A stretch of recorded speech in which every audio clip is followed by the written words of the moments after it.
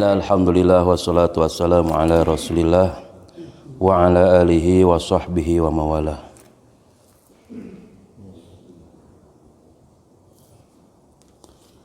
An Abi Musa radhiyallahu anhu qala ikhtaraqa baitun bil madinati ala ahlihi minal lail falamma huditha Rasulullah sallallahu alaihi wasallam bi sya'nihim qala inna hadhihi an-nara aduwwun lakum fa idza nimtum fa'atfi'uha ankum.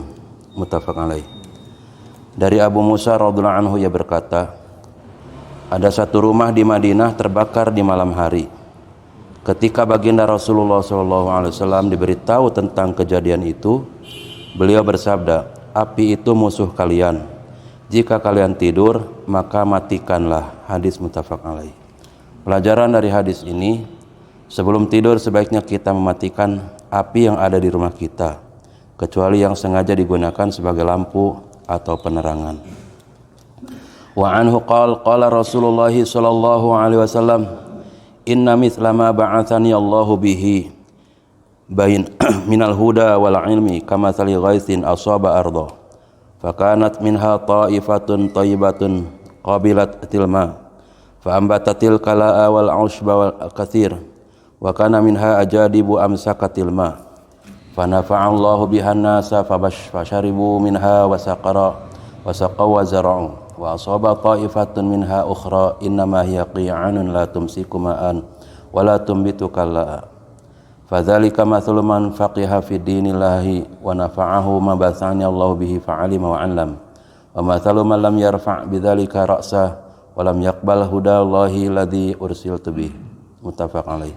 Dari Abu Musa radhiyallahu anhu ia berkata bahwa baginda Rasulullah sallallahu alaihi wasallam bersabda, sesungguhnya perumpamaan hidayah dan ilmu yang karenanya Allah Ta'ala mengutus aku adalah laksana hujan yang membasahi tanah.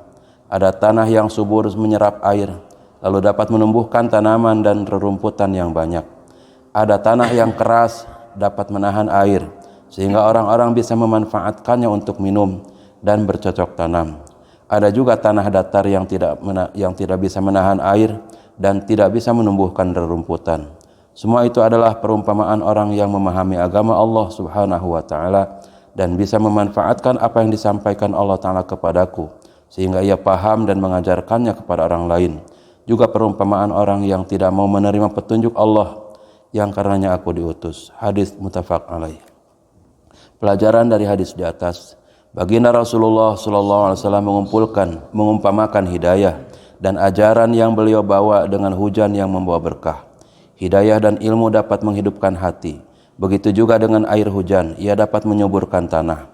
Orang yang mau mengambil hidayah dan ajaran beliau ibarat tanah yang subur, sedangkan orang yang membawa ajaran beliau bahkan mengajarkan kepada orang lain namun tidak mau mengamalkannya ibarat tanah yang keras yang tidak menyerap air namun dapat menampungnya sehingga air itu bisa dimanfaatkan oleh manusia.